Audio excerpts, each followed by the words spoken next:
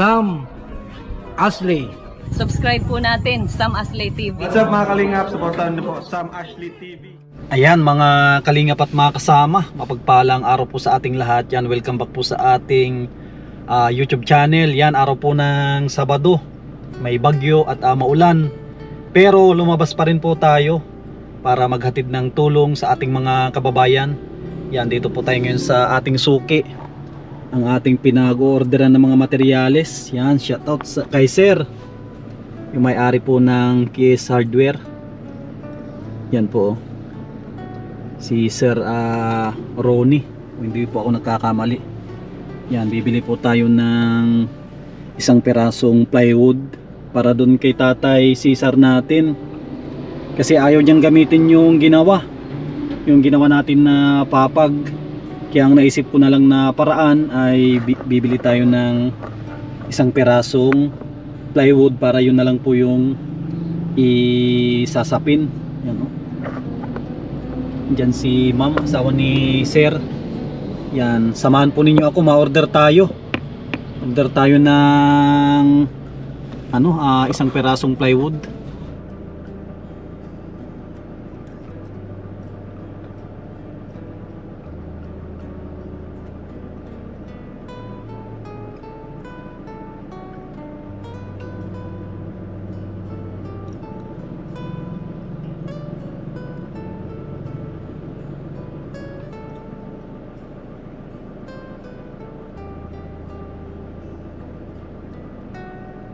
A few moments later. Diyan na po yung plywood natin yan, no, sa likod. Patatalian natin kay Kuya. Yan, sana hindi umulan ng malakas para hindi mabasa yung binili natin. Magandang klase naman po yung kinuha natin. Marine na double ply para tumagal siya kahit mabasa. Hindi basta-basta masisira po yan. Yan, tara.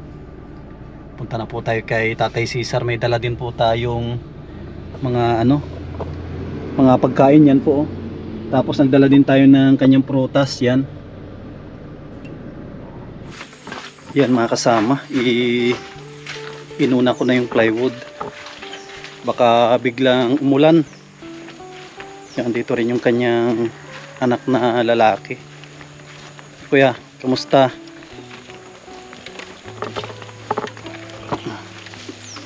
Yan po yung anak niyang lalaki. Yan, inuna ko na po yung plywood andyan. Ibilin ko na lang sa kanya na ikon po yan, isapin. Kasi kita ko si tatay kanina doon lang sa sa may lapag. Sabihin natin na sanay siya dyan, pero kailangan na may sapin. Yan, yan na po yung plywood na dala natin. Yan po, isabihin ko kay kay Kuya na isapin niya ito. Yan, magandang klase yung kinuha natin, mamula-mula siya. Ano po yan, marine double ply. Tay, magandang hapon. Yan si Tatay Cesar mga kasama. Tay, magandang hapon. May dala ko dito na pagkain. Yan, tinapay. May tinapay dito. Tay, gusto magkain ng tinapay? May donut. Gusto mo ng donut? Tayo, donut. Yan po. Donut. Tayo, magkuha ka ng donut. Yan. Tapos tayo may orange. Gusto mo ng orange? Dala din po tayo ng saging para sa kanya. Yan. Saka itong orange. Ito tayo, maganda yung orange sa'yo, no? Gusto mo ito? Yung orange. Balatan natin sa atin ng orange. Maganda po ito sa sa katawan ng mga senior. Diyan ka tayo, huwag ka na magbangon. Katikim sa tatay ng orange kasi kung ito, pampababa ng dugo. Matanong ko tayo, ano yung iniinom mo palang gamot? Dito pala si Kuya, may iniinom to Kuya na gamot, si tatay? Andun si ate? Dadaanan po natin mamaya mga kalingap para matanong natin yung gamot ni tatay. Ito tayo, hawakan mo tabi. Yan. I-con po natin, may gusto kasing magtulong sa kanyang gamot. Daanan ko mamaya yung kanyang anak. Si ate, Ate Christina. Si ate yun. Daanan natin mamaya. Ay, sige po kuya, papuntahin dito para matanong niya. Kung mayroon siyang resita, pakidala na lang po. Yan, tatay, tinabi lang niya sa kanya yung pagkain. Yan. Antayin natin si Ate Cristina dito. Atay, ayos ka naman po dito. Ayos naman. Ayos po. Okay naman. Yan. Tay, may plywood po dyan Nagdala ako ng plywood. May plywood dyan na dala. Isasapin natin dito. Ilagay natin dito sa flooring yung plywood para hindi ka malamigan. Okay lang. Lagyan natin ng plywood ito kasi tatay kasi nang nakasapin ito lang yung dala natin, no. Ito. Kaya i-request kay kuya na sapinan po ito. Check natin tong bahay kung may kung may tulo. Mga kasama, wala naman. Walang tulo tong bahay. Nag-ilaw na, Nag-ilaw na yung kanya, no. Yung solar spotlight. Yan, ito naman yung project ng kanyang anak na yung lalaki na kailangan daw ito malagyan ng bubong. Kasi ang balak ni kuya dito ay si Kuya Roland. Ang balak po ni Kuya Roland dito ay kusina. Kusina yan, no. Ito nga kasama. Hindi pa niya nabububungan. Mamaya pagbalik niya, ibigay po natin yung pambayad sa pawid. Ito po. Yan. Meron na rin mga kawayan. Tapos may mga kwan po dyan. May mga naiwan pa naman na mga lumber dyan, no? Mga kuko lumber. Yan, pwede po yan na gamitin dito. Gamitin dito sa kanyang kusina. Para yung tagabantay, hindi naman siya mahirapan. Hirapan pag Tapos dito yung kanya magiging tulugan. Ito mga kasama. Kasi yung nilagay natin dito, hinabaan natin. Mahaba ito. Yan, no? Tignan po ito, mahaba. Kahit may malakas na hangin, hindi siya basa-basa mabasa. Pero kung gagawin niya itong parang kwarto din, maganda ito, takpan na rin niya. Takpan niya ng ng pawid na rin. Yan po. Takpan ng pawid kasi marami namang pwedeng pagkunan dito ng kahoy. Yan po. May mga kawayan. Yan, tulad po ito, mga kahoy na galing lang dito sa bundok. Matitigas din po yan. Antayin natin si ate. Ikutin muna natin ito, yung kanyang bahay. Okay naman, dyan naman yung solar ng solar nung dyan naman po yung yung solar panel para doon sa yung fluorescent doon sa labas sa kanyang terrace. Ang ganda ng pagkadali po namin dito. Ilagyan pa namin ng net kasi may paparating na malakas na bagyo, panlaban po yan. Pag ganyan na may net, maganda yan. Kahit malakas yung bagyo, di niya basta-basta matuklap, matangay yung pawid. Kasi nakalak po yan, no? Tinali namin yan ng alambre. Tapos yan din, nakatali din po yan, yung mga solar panel dyan, nakatali yan lahat. Kaya hindi rin yan basta-basta maitangay ng hangin po.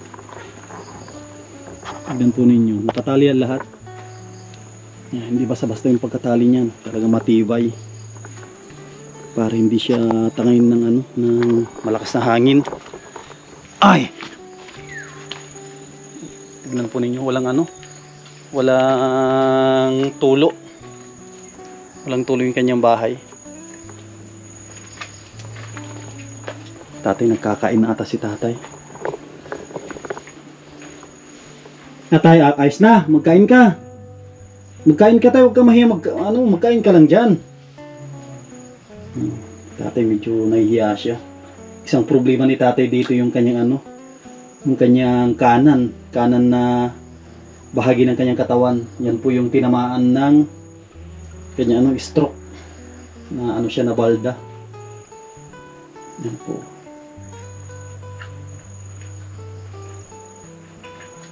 Yan, kumakain si tatay. Parang nahihiya siyang ipakita na kumakain siya. Hayaan natin siya doon na magkain muna para hindi natin siya maisturbo. Kasi naririnig ko siya, kumakain. Tapos ito naman po yung palikuran na gustong ayusin din ni kuya. Yan po. Ito po yung palikuran na gustong ayusin din ni Kuya Roland. Yan, papalitan niya daw ng dingding tsaka atip. Yan, tsaka maraming salamat kay Kapitan ng Pinagwarasan. Siya po yung nagpahiram dito, pahiram ng lote para makapagtirik po tayo dito ng bahay ni Tatay Cesar. Tapos kung din po dyan, may kuhanan din ng tubig dyan sa baba.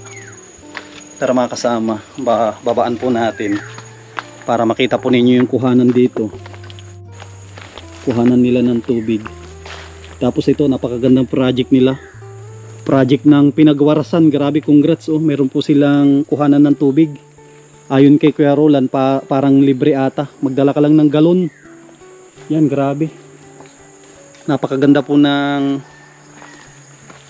patakaran o pangangasiwa ng kanilang punong barangay.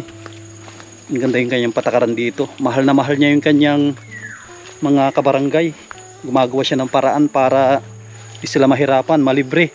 Tapos meron po siyang parang naka-reserve na 6 na hektarya ipamimigay sa mga walang kakayanan na bumili ng lupa. Parang naka-subdivide na lahat, tigwa 100 square meter bawat isang pamilya. Yan, oh. Grabe, oh. Kasi nung ginagawa namin yung bahay ni Tatay Cesar, kung po ito mga kasama, masyadong malalim yung tubig, nasa baba. Yan, oh. Tignan po kasi nag-ulan-ulan na, oh. Diyan na. Oh. Isang lampas tao na lang. Dati andun yan sa pinakababa. Yan, ang dali nang mag-igib. Yan po, oh. Tapos mayroon din po itong makina. Yan, kasi itong taas ng bahay ni Tatay Roger, kwan po yan, kampo po yan ng mga sundalo dito sa may Pinagwarasan. Grabe, ang ganda dito sa kanila lugar. Yung magbabantay kay tatay, hindi siya mahirapan. Tapos yan, oh, nakatutok na yung pagkukuhanan ng tubig na inumin. Yan po, pag mag-operate na po yan, grabe, ang laking tulong po yan sa mga nakatira dito sa barangay Pinagwarasan. Yan, oh, medyo ko na rin po dito, medyo madamo na. Yan, oh. Madamo na po tong area. At talagang araw-araw na umuulan. Kaya hindi talaga maiwasan yan na kumapal yung mga damo. Tapos pansin ko din dito yung dating nakatira, oh. Nag-alagas siguro ng baboy. Yan, oh. May kainan dyan ng baboy. Kaso lang delikadong mga ganyan. Yung naipunan ng tubig, pwedeng pangitlugan ng ng lamok. Yan, antayin natin si ate para matanong po natin yung kanyang iniinom na gamot. Siguro pati vitamins, siguro kung may iniinom si tatay na vitamins. Ayan, oh. Tapos tignan po ninyo yung ginawa natin. Laking tulong po ito, yung ginawa natin na pinaka-exhaust na itong bahay, oh. Yan, kahit nakasara yung pinto, hindi gaanong mainit dyan. Yan, oh. Kasi meron siyang singawan. Grabe, ang taas nitong lugar na ito. Tingnan po ninyo, oh. Yun, oh, kita yung kalsada na po yan, pababa. Tapos dito pa lang tayo sa pinaka gitna. Yan, mataas pa po yan. Sa pinakataas niyan, yan na yung kampo ng mga sundalo. Kasama, tayo natin si ate para makapanayam din natin.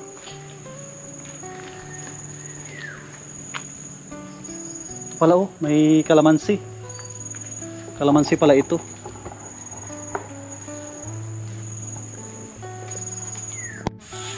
Yan mga kasama, andito po yung anak ni tatay na babae. Ano na pala yung pangalan mo, tabi, ate? Rosel po. Si ate Rosel, kamusta po? Ito po, okay lang po. Kamusta din po kuya? Ito okay lang. Tanong ko pala ate, si tatay meron pong ininom yan na gamot. Mayroon po. Ano pong gamot yan ate? Lasartan po sa kaanlodipin. Ito, isara daw mo yung cellphone mo saglit. Patay mo to, Patay isipon mo mo. Patayin mo. Salit. Patay, pagkagalitan kapag napanood yung video. Maingay. Patay mo muna. Mamaya ka magradyo. Yan, very good. Yan, may ko naman yan ate, may resita. Mayroon po na sa akin po ang gamot niyan. Binilang ko po siya nung mag-senior po siya sa 3 buwan. Kaya nasa akin po. Pag mapakain po ako, saka ko po dala. Umaga, saka sa gabi po. Dalawang. Kasi yung lasartan po pang umaga po, yung pang alas 6. Mm. Yung ano naman po, pag makain po siya sa gabi, yung Anlodipine. Mm. Yung pang sa akin po, hindi ko mo po dinano dito at pag nandiyan baka kasi anuhin lahat. Inumin niya lahat. Ibig Kaya sabihin, ano po, dinadalahan ko dalawa lang yun. Opo, dalawa Amlodipine, lang po tsaka Losartan. Losartan. Yung malang po ang iniinom. Magkano yung isa nun ate? Yung mga ganyan na gamot? Ay ano lang po yun, nasa 400 po yun, yung 13 piraso. 30 na piraso. Pareho na po yung mag-asawang yun. Kung na po yung Paris na yon. Ayun po, Bali si tatay ay kailangan niya ng budget sa gamot na 400. 480. Sabihin natin na 500 sa isang buwan. Yan. Kasi may gusto kasi na magbigay ng gamot sa kanya, suporta. So malaking tulong yan ate, di ba? Po. Kasi mayroon tayong kababayan na meron daw silang pharmacy. Inapanood yung tungkol kay Tatay Cesar natin. Kinuntak niya ako, gusto daw na magsuporta ng gamot. Opo. Malaking tulong yan ate, di ba? Opo, salamat po. Buti po nung mag-senior po siya, binilang ko na po siya nasa 3 buwan. Vitamins, wala namang iniinom. Wala po siyang iniinom ngayon. Dati po nainom yan. Pero yung blood pressure niya, may nag-check naman dito ng mga... Mayroon po, napunta po yung nurse dito. Nurse dito. Opo, kasi inano ko nga po yan sa PWD. Oo, maganda yan. Pinasok ko po yan. Nakukuha ko pa lang po yung ID niya. Yan. 5 years daw po yun ang ano nun, ang expired. Sige. Kasi yun ang isang... Gusto ko talaga matanong yung tungkol doon sa regular na check-up niya. Ako man pong nagpaano dyan, pag umaga, kailangan ko mapainom siyang gamot. Sa gabi siya rin po. Kahit nasa trabaho ako, nauwi ako kuya, napunta lang dito. Tsaka nagbili kasi ako dyan ng plywood, ni-request ko kay Kuya Roland na pwede niyang kausapin si tatay. Kasi marine plywood yan, kahit maihian niya, hindi basta-basta masira. May request ko sanang kahit madiskartehan ni Kuya Roland na mailagay dun sa... Kaya nga po nung nakaraan po baga, wala na yung karton.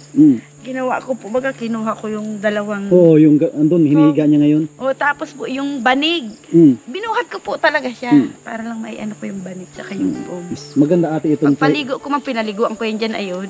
Pag pinapaliguan ko yan dinadasig ko yan dito. Dito sa baba na. Oo, binubuhat ko po talaga siya. Kasi hindi man na po siya nakakaano.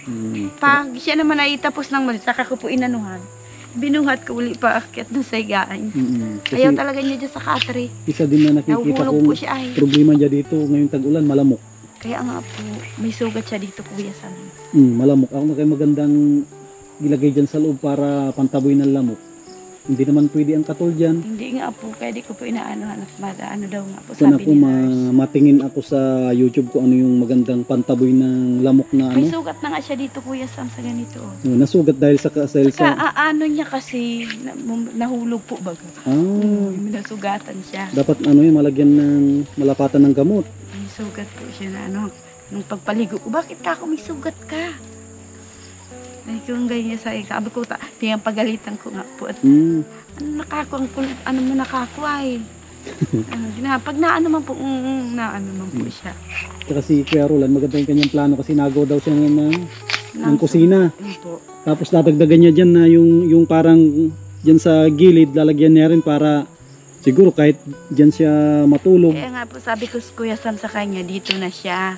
Magluto-luto. Kung ano man, kahit man andito siya, mapunta at ako man din mag-aasikaso sa pagpaligo. Hindi man nila pinapaligo ang kumbako ako. Siyempre sa asikaso po baga. Buti na lang tuloy-tuloy yung suporta ni Mami Maria and Kuya Trophy. Salamat po sa inyo. Sila yung nag-sponsor dyan, yung dala ko na yan, yung plywood. Tapos yung pagkain, may dala kong pagkain nun, tsaka prutas. Tapos meron din siyang sponsor para dyan sa pawid. Ikaw na siguro bahala magbigay kay... Sino mas matanda sa inyo ni Kuya Roland? Ikaw? May, kasi ang sabi niya 850 yung pawid na 100. Ito 1,000. Yung sobra, bahala na siya. Kung anong gusto niyang gawin. Pamasahe. Para kung po yan, para matakpan yan.